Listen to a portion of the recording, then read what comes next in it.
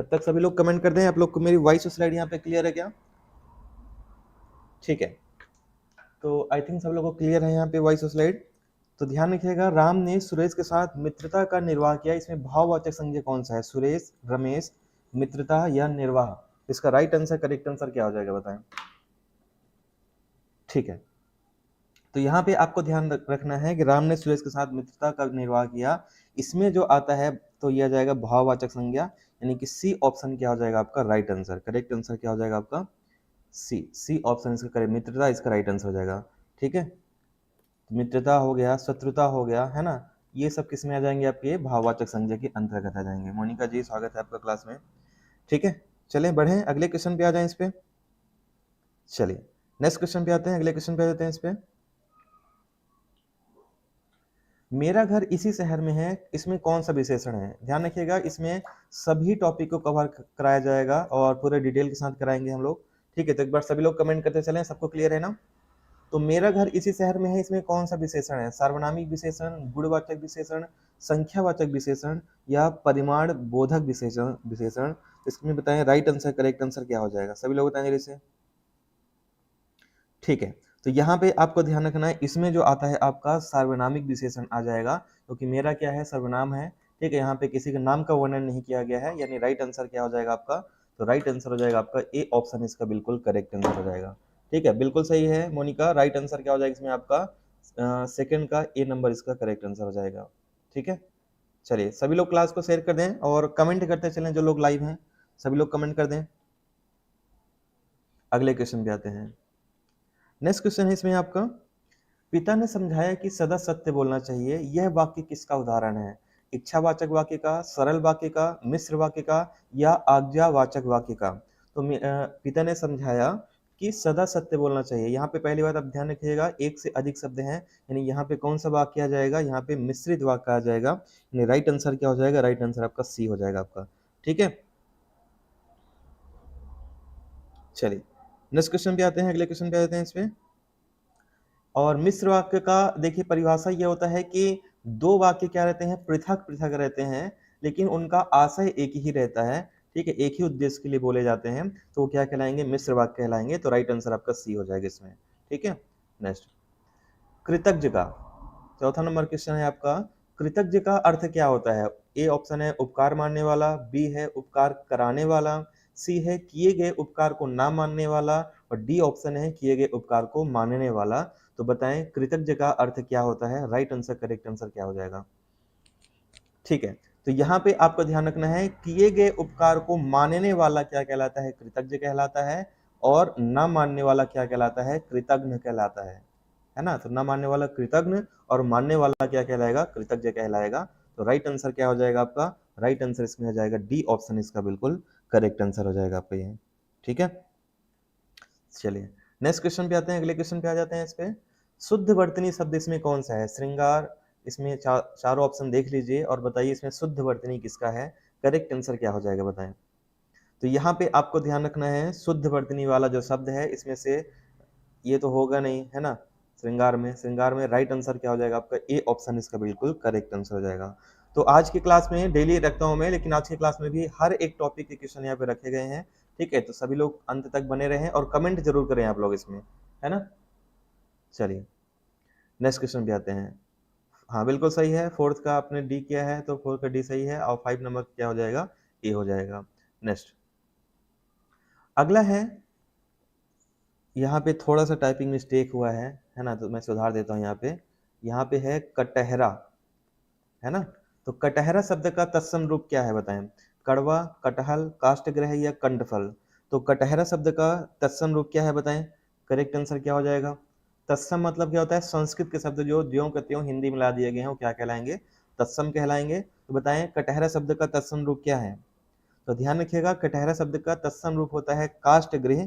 ठीक है, तो राइट आंसर क्या हो जाएगा? राइट आंसर हो जाएगा आपका सी ऑप्शन, इसका बिल्कुल करेक्ट आंसर हो जाएगा। नेक्स्ट, अत्याचार शब्द में उपसर्ग कौन सा है बताएं? अत्याचार में कौन सा उपसर्ग आएगा? अत, अ, अति या अत्या? बिल्कुल सही है मोनिका, 6 का सी हो जाएगा, 7 का बताएं। बाकी लोग भी आंसर करते रहे जो लोग लाइव हैं। तो अत्याचार में उपसर्ग कौन सा है बताएं? अति, अ, अति या अत्या? तो यहाँ पे आपको ध्यान रखना है, अत्याचार में अति धन आचार बराबर क्या हो जाएगा, अत्याचार, यानी कि उपसर्ग कौन सा आएगा, उपसर्ग आ जाएगा सी, अति इसका राइट आंसर हो जाएगा आपका ये। ठीक है, चलिए नेक्स्ट क्वेश्चन पे आते हैं, अगले क्वेश्चन पे। बिल्कुल सही है, 7 का सी हो जाएगा। निम्नलिखित पंक्तियों में से कौन सा अलंकार है बताएं। अब यहाँ पे अलंकार की क्वेश्चन है कि वलद विशाल विकराल ज्वाल जल मानो, लंक लिलिवे को काल रसना पसारी है। तो इसमें बताएं कौन सा अलंकार होगा, राइट आंसर क्या हो जाएगा इसमें आपका। तो यहाँ पे आपको ध्यान रखिएगा, इसमें जो अलंकार हो जाएगा उत्प्रेक्षा और अनुप्रास अलंकार होगा। कौन कौन सा अलंकार होगा, उत्प्रेक्षा और अनुप्रास अलंकार हो जाएगा इसमें। ठीक है, अब यहाँ पे ध्यान रखिएगा, उत्प्रेक्षा अलंकार का मतलब क्या होता है, जहां अकारण को ही कारण बना दिया जाए, है ना, वहां पे कौन सा होगा, उत्प्रेक्षा अलंकार होगा, है ना। शॉर्ट में परिभाषा में बता दे रहा हूं इसका। इसके अलावा आपका अनुप्रास अलंकार में क्या होता है, अनुप्रास अलंकार में क्या है कि जहां वर्ड के जो किसी भी शब्द की आवृत्ति बार बार हो, वहां पे क्या हो जाएगा आपका अनुप्रास अलंकार हो जाएगा। ठीक है, कोई भी व्यंजन की। तो राइट आंसर क्या हो जाएगा, सी ऑप्शन इसका करेक्ट आंसर हो जाएगा, 8 का सी हो जाएगा। नेक्स्ट, रसों को उदित और उद्दीप्त करने वाली सामग्री क्या कहलाती है बताएं। रसों को उदित और उद्दीप्त करने वाली सामग्री क्या कहलाती है बताएं। हाँ बिल्कुल सही है मोनिका, ला की पुनरावृत्ति बार बार हुई है, इसलिए वहां पे अनुप्रास भी होगा। चलिए, अनुभव, स्थायी भाव, संचारी भाव या विभाव। तो यहाँ पे बताएं करेक्ट आंसर क्या हो जाएगा आपका। तो ध्यान रखना, रसों को उदित और उद्दीप्त कराने वाली जो सामग्री है ये कहलाती है विभाव। और ये भी आपको ध्यान रखना है कि विभाव के भी कितने भेद हैं, 2 भेद होते हैं विभाव के। पहला जो आता है आपका ये कहलाता है आलंबन, पहला क्या कहलाएगा, आलंबन, और दूसरा कहलाता है आपका उद्दीपन। ये भी पॉइंट आपको ध्यान रखना है इस पे। ठीक है, नेक्स्ट, नेक्स्ट है, जहां सुमति तहां संपत्ति नाना, जहां कुमति तहां विपत्ति निदाना। इसमें कौन सा रस है बताएं, भयानक रस आएगा, श्रृंगार रस आएगा, करुण रस आएगा या शांत रस आएगा। तो बताएं इसमें कौन सा रस आएगा, करेक्ट आंसर क्या हो जाएगा आपका। तो ध्यान रखिएगा, यहाँ पे जो रस आता है ये शांत रस का यहाँ पे उदाहरण लिया गया है, यानी राइट आंसर क्या हो जाएगा आपका, डी ऑप्शन इसका करेक्ट आंसर हो जाएगा आपका ये। ठीक है, कौन सा रस है इसमें आपका, शांत रस है। नेक्स्ट, शुद्ध वाक्य इसमें कौन सा है, राम ने एक थैला और 2 पुस्तक खरीदी, राम ने एक थैला और 2 पुस्तक खरीदी, राम ने एक थैला और 2 पुस्तक खरीदा या खरीदे। तो यहाँ पे आपको ध्यान रखना है, राम ने एक थैला और 2 पुस्तक खरीदे। ठीक है, तो यहाँ पे पुस्तक 2 थी इसलिए यहाँ पे खरीदे बिंदी आ जाएगा, यानी राइट आंसर क्या हो जाएगा, ए ऑप्शन इसका बिल्कुल करेक्ट आंसर हो जाएगा। तो 11 नंबर का करेक्ट आंसर क्या हो जाएगा आपका, ए ऑप्शन इसका बिल्कुल सही आंसर हो जाएगा। ठीक है, चलिए बढ़े आगे, नेक्स्ट क्वेश्चन पे आ जाए इस पे। ठीक है, चलिए नेक्स्ट क्वेश्चन पे आते हैं। महोत्सव का सही संधि विच्छेद क्या होगा, महोधन उत्सव, महाधन उत्सव, महोधनोत्सव या महेधन उत्सव। तो महोत्सव का सही संधि विच्छेद बताएं क्या हो जाएगा, करेक्ट आंसर क्या हो जाएगा आपका। तो यहाँ पे आपको ध्यान रखना है, महोत्सव का जो सही संधि विच्छेद हो जाएगा, महाधन उत्सव बराबर क्या होता है, महोत्सव हो जाएगा। अब मुझे आप लोग कमेंट करके बताएं इसमें कौन सी संधि आएगी, है ना, ये मैं कमेंट में जानना चाहता हूँ आप लोगों से कि कौन सी संधि आएगी यहाँ पे। गुण संधि आ जाएगी कि वृद्धि संधि आएगी, दीर्घ संधि आएगी या यड़ संधि आ जाएगा, कौन सी संधि आएगी इसमें, क्योंकि कल मैं इसका एग्जाम्पल कराया था आप लोग को, याद होगा तो यहाँ पे ध्यान रखना, यहाँ पे आ और प्लस क्या मिल रहा है, उ मिल रहा है। ठीक है, यानी कि यहाँ पे और आ और उ मिलके क्या बन रहे हैं, ओ हो रहा है, यानी कि संधि कौन सी हो जाएगी, गुण संधि हो जाएगी। तो राइट आंसर क्या हो जाएगा, बी हो जाएगा। बिल्कुल सही है मोनिका, राइट आंसर बी हो जाएगा। बाकी लोग भी आंसर करते चलें। अगला ये समास का क्वेश्चन है आपका कि चौमासा में कौन सा समास आता है, कर्मधारय समास, तत्पुरुष समास, द्वंद्व समास या द्विगु समास। तो चौमासा में कौन सा समास आएगा बताएं, करेक्ट आंसर क्या हो जाएगा आपका। तो यहाँ पे आपको ध्यान रखना है, चौमासा में जो समास आता है द्विगु समास आता है। जहां भी समूह का वर्णन किया जाएगा समास में, वहां पे कौन सा समास आएगा, हमेशा द्विगु समास आ जाएगा। तो राइट आंसर क्या हो जाएगा आपका, डी ऑप्शन इसका राइट आंसर हो जाएगा आपका। या दूसरी बात आपको ध्यान रखना है कि पहला पद क्या रहे, संख्यावाची, पहला पद क्या रहे, संख्यावाची रहे। तो इससे भी आप समझ सकते हैं वहां पे कौन सा समास रहेगा, द्विगु समास रहेगा। नेक्स्ट, चूहा बिल से बाहर निकला, है ना। अब यहाँ पे इस वर्ड पे ध्यान देना, है ना, कहाँ से बाहर निकला, बिल से बाहर निकला, यानी कि यहाँ पे अलग होने का भाव है। तो यहाँ पे कौन सा कारक आएगा बताएं, अपादान कारक, संप्रदान कारक, करण कारक या संबंध कारक। तो बताएं चूहा बिल से बाहर निकले में कौन सा कारक आ जाएगा। तो ध्यान रखना, यहाँ पे जो कारक आता है हमारा, क्योंकि अलग होने का भाव यहाँ पे दिया गया है, इसलिए यहाँ पे आ जाएगा अपादान कारक, यानी राइट आंसर क्या हो जाएगा, राइट आंसर हो जाएगा आपका ए ऑप्शन इसका बिल्कुल करेक्ट आंसर हो जाएगा आपका। ठीक है, नेक्स्ट, अष्टछाप के कवि कौन से नहीं है? अब ये बहुत कम इसको सही बता पाएंगे। कृष्णदास, नाभादास, परमानंद दास या नंददास, तो कौन है जो अष्टछाप के कवि नहीं है? इसका करेक्ट आंसर क्या हो जाएगा बताएं। तो यहाँ पे आपको ध्यान रखना है कि नाभादास जो हैं ये अष्टछाप के कवि नहीं है, तो राइट आंसर क्या हो जाएगा? राइट आंसर हो जाएगा बी, बी ऑप्शन इसका करेक्ट आंसर हो जाएगा। और अष्टछाप की स्थापना किसने की थी? तो ध्यान रखना है, इसकी स्थापना जो की थी विट्ठल दास जी ने की थी। किसने की थी? विट्ठल नाथ ने की थी। और कब की थी? तो ये किया था आपका 1565 में किया था अष्टछाप के कवि में। ठीक है, इसमें कौन कौन से आते हैं? तो ये कृष्णदास, परमानंद दास, नंददास, ये सभी आते हैं इसमें। ठीक है, इसके अलावा बहुत सारे आते हैं, जैसे कुंभन दास हो गए, है ना। और जो चिरपरिचित आपके हैं सूरदास कवि, सूरदास कवि ये बहुत पूछा जाता है कि आते हैं कि नहीं आते अष्टछाप में। ठीक है, तो ये आपको ध्यान रखना है इसमें आपका। नेक्स्ट, जो वाणी द्वारा व्यक्त ना किया जा सके उसके लिए कौन सा शब्द है बताएं। स्वानुभूति, आत्म साक्षात्कार, अनिर्वचनीय या रहस्य। तो जो वाणी द्वारा व्यक्त ना किया जा सके वो क्या कहलाता है? करेक्ट आंसर क्या हो जाएगा बताएं। तो ध्यान रखना, जो वाणी द्वारा व्यक्त ना किया जा सके वह कहलाता है अनिर्वचनीय, यानी राइट आंसर क्या हो जाएगा? राइट आंसर आपका सी ऑप्शन इसका बिल्कुल करेक्ट आंसर हो जाएगा आपका। ठीक है, और ये ध्यान रखना, स्वयं के बारे में जानना, स्वयं के बारे में जानना ये कहलाता है आत्म साक्षात्कार। ठीक है, ये आपको ध्यान रखना है इसमें। फिर किसी वस्तु का स्वतः अनुभूत होना, किसी वस्तु का स्वतः अनुभूत होना क्या कहलाता है? स्वानुभूति। ठीक है, और रहस्य मतलब क्या होता है? जो बात किसी को ज्ञात ना हो, जो बात किसी को ज्ञात ना हो वो, ये सब ध्यान रखिएगा, जो बात किसी को ज्ञात ना हो क्या कहलाएगा? रहस्य कहलाएगा। तो ये सारे पॉइंट आपको ध्यान रखना है इस पे। नेक्स्ट, तो 16 का सी राइट आंसर हो जाएगा। अगला, आचरण की सभ्यता किसका निबंध है? सरदार पूरन सिंह का, माखनलाल चतुर्वेदी, महावीर प्रसाद द्विवेदी, रामचंद्र शुक्ल। तो आचरण की सभ्यता किसका निबंध है बताएं, करेक्ट आंसर क्या हो जाएगा आपका। तो आचरण की सभ्यता जो निबंध है किसका निबंध है? तो राइट आंसर हो जाएगा सरदार पूरन सिंह का निबंध है। ठीक है, इसके अलावा इनका एक और प्रसिद्ध है मजदूरी और प्रेम, मजदूरी और प्रेम इनका एक और इम्पोर्टेंट है ना। चलिए नेक्स्ट क्वेश्चन पे आते हैं। एक बार कमेंट करें आप लोग को मेरी वॉइस तो क्लियर आ रही है ना, वॉइस में कोई दिक्कत तो नहीं किसी को। अगला है, भूषण किस काल के कवि हैं? भक्ति काल के, वीर गाथा काल के, रीति काल के या आदि काल के? तो भूषण किस काल के कवि हैं बताएं, करेक्ट आंसर क्या हो जाएगा? बिल्कुल सही मोनिका, 17 का ए रहेगा, 18 का बताएं। तो भूषण जो है किस काल के कवि हैं? भूषण जो हो जाएंगे रीत काल के कवि हैं। तो राइट आंसर क्या हो जाएगा आपका? सी ऑप्शन इसका बिल्कुल करेक्ट आंसर हो जाएगा। करेक्ट आंसर क्या हो जाएगा? सी हो जाएगा। इनका जन्म जो हुआ था 1613 में हुआ था। ठीक है, कहाँ पे हुआ था? कानपुर में इनका जन्म हुआ था। ठीक है, तो ये आपको ध्यान रखना है। ये छत्रपति जो छत्रसाल जी हैं और शिवाजी इनके सानिध्य में, इनके आश्रय में रहे हुए थे। ठीक है, चलिए, तो राइट आंसर क्या हो जाएगा? सी हो जाएगा इसमें। अगले क्वेश्चन पे आते हैं। यहाँ पे आप लोग कंफ्यूज हो रहे हैं, वीर गाथा काल और वीर रस दोनों में अंतर है। रीत काल के कवि थे लेकिन प्रमुख रस जो था इनका, ठीक है, ये वीर रस से रिलेटेड थे। तो ये आपको ध्यान रखना है, काल जो होगा इनका रीत काल ही था इसमें। ठीक है, चलिए नेक्स्ट क्वेश्चन पे आते हैं, अगले क्वेश्चन पे। तो कंफ्यूज नहीं होना है इसमें। उत्साह किस रस का स्थायी भाव है बताएं? वीर रस का, हास्य का, श्रृंगार का या करुण का? तो उत्साह किस रस का स्थायी भाव है बताएं, करेक्ट आंसर क्या हो जाएगा आपका? तो यहाँ पे आपको ध्यान रखना है, उत्साह जो आता है आपका वीर रस का स्थायी भाव है, यानी करेक्ट आंसर क्या हो जाएगा? करेक्ट आंसर हो जाएगा आपका ये, इसका बिल्कुल करेक्ट आंसर हो जाएगा आपका।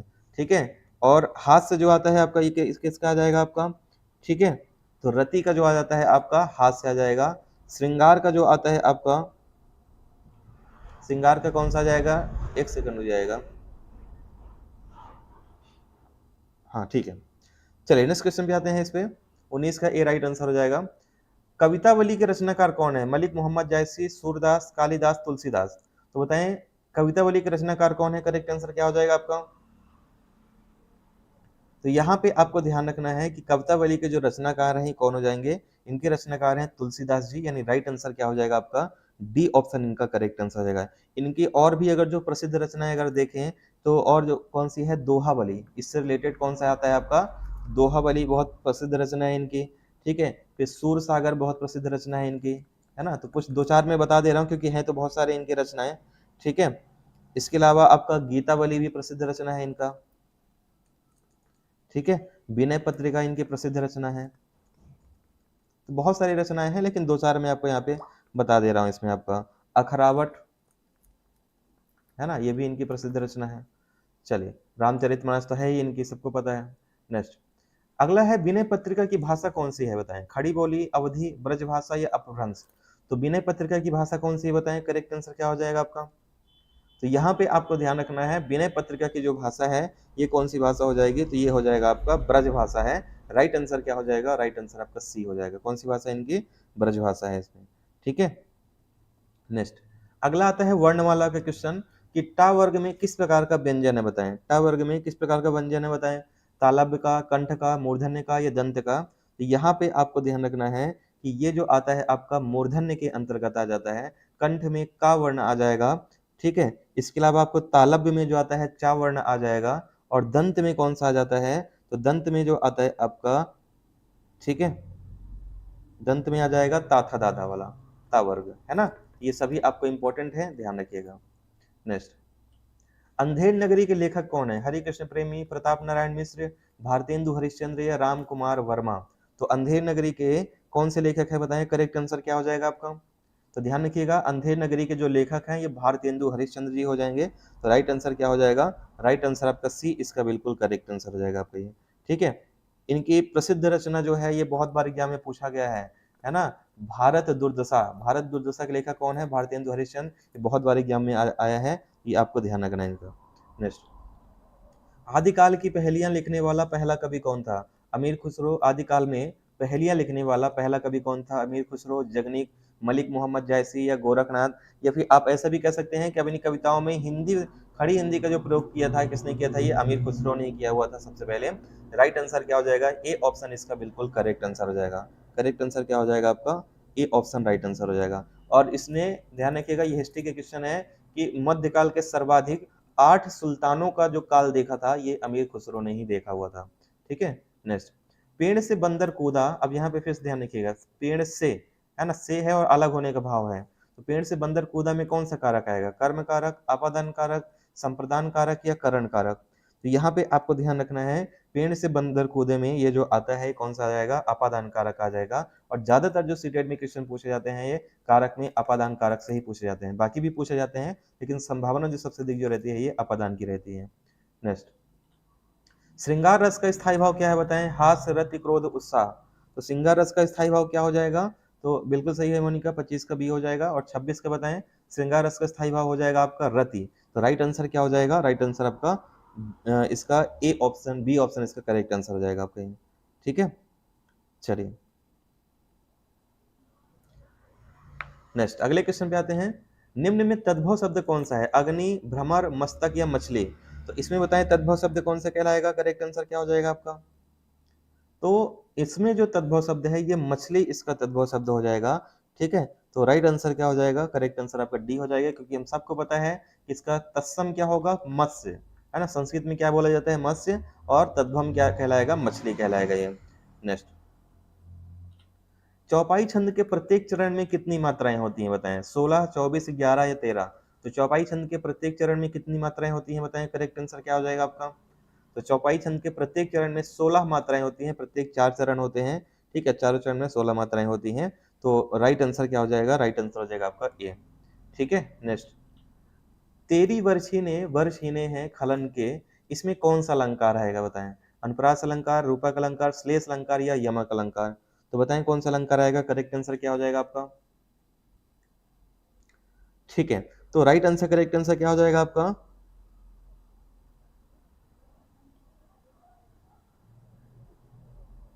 करेक्ट आंसर हो जाएगा इसमें आपका, राइट आंसर इसमें यमक अलंकार हो जाएगा। करेक्ट आंसर क्या हो जाएगा, डी ऑप्शन इसका राइट आंसर हो जाएगा, ठीक है।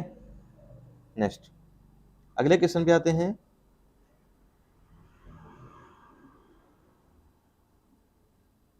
हाँ बिल्कुल सही है, डी हो जाएगा। और अंतिम क्वेश्चन है आपका, सूर्योदय में संधि विच्छेद होगा, सूर्योदय का, सूर्यधन उदय, सूर्योधन उदय, यहाँ पे इसका संधि विच्छेद बताएं क्या हो जाएगा, अंतिम क्वेश्चन है ये।